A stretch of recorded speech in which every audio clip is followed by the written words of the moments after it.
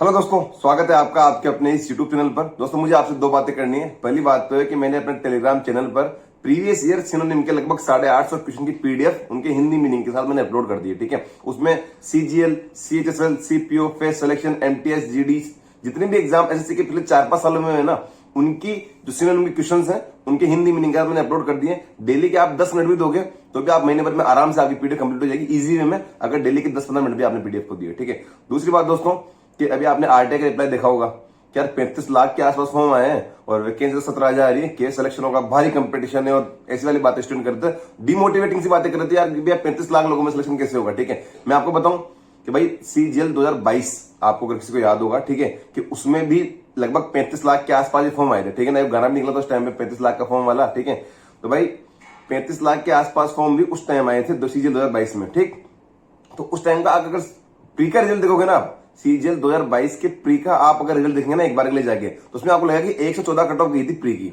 CGL 2022 में। वो vacancy ज्यादा थी, ठीक है, मान लिया कि 36,000 वैकेंसी थी, इस वजह से कट ऑफ गई थी। ठीक है, पर एक बार वैकेंसी को आप साइड में रखो और आप नंबर की बात करो कि 114 प्लस नंबर आए थे जनरल में 73,000 लोगों के, और जो अलग अलग कैटेगरीज में लोग थे ना, सबको अगर आप ऐड करोगे तो लगभग 2.5 लाख निकल के आता है। ठीक है, कि 114 प्लस नंबर, वो भी नॉर्मलाइजेशन के बाद 14 है। ठीक है, ओवरऑल तो आप 110 मानो, 109 मानो। ठीक है, तो 110 के पार रो मार्क्स आए थे 2.5 लाख लोगों के। ठीक है, उस टाइम में 35 लाख फॉर्म थे, फिर भी मात्र 2.5 लाख लोग थे। 2.5 लाख से मात्र नहीं होता, पर 35 लाख के कंपेरिजन में मात्र बोल रहा हूं मैं। ठीक है, कि 2.5 लाख लोग थे, उनके 114 प्लस स्कोर निकला था।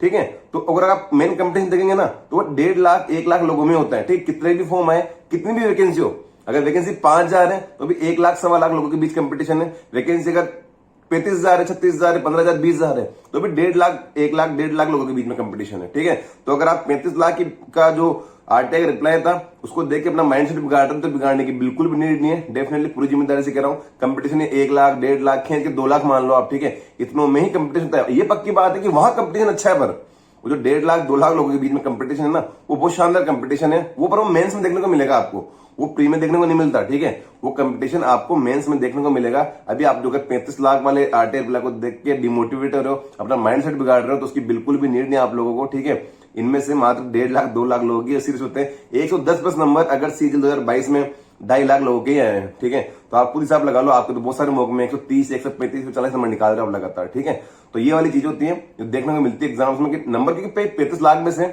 आधे लोग तो एग्जाम देने में नहीं जाते हैं। ठीक है, अटेंडेंस आप देखेंगे ना तो 16 लाख 17 लाख ऐसे अटेंडेंस रहती है कि 13 लाख लोगों ने एग्जाम दिया, 14 लाख लोगों ने एग्जाम दिया। ठीक है, तो आधे लोग तो वहीं कम हो जाते हैं, और फिर जितने एग्जाम दे रहे हैं ना वो भी मतलब उनमें से सीरियस एस्पिरेंट बहुत कम होते हैं। ठीक है, और जो मेन कंपटीशन आता है वो एंड में 1.5 लाख 2 लाख 1 लाख इन पे आकर टिक जाता है। ठीक है, तो कंपटीशन है आपका, पर वो कम लोगों में ही है। 1 लाख 1.5 लाख, मतलब इस 1.5 लाख के आसपास आप लेके चलो कि इतने लोगों में कंपटीशन है। 35 लाख का एक नंबर देख के अपना माइंडसेट बिगाड़ने की कोई नीड नहीं है। और सिर्फ मैंने डाल दी टेलीग्राम चैनल पे, जाके उसको देख लेना। डेली 10 मिनट दोगे तो भी वो आपको उसको कंप्लीट कर लोगे। बाकी एंटोनी में 1 वर्ड है, ईडीएम में एरर है, इनकी भी पीडीएफ देने की मैं ट्राई करूंगा।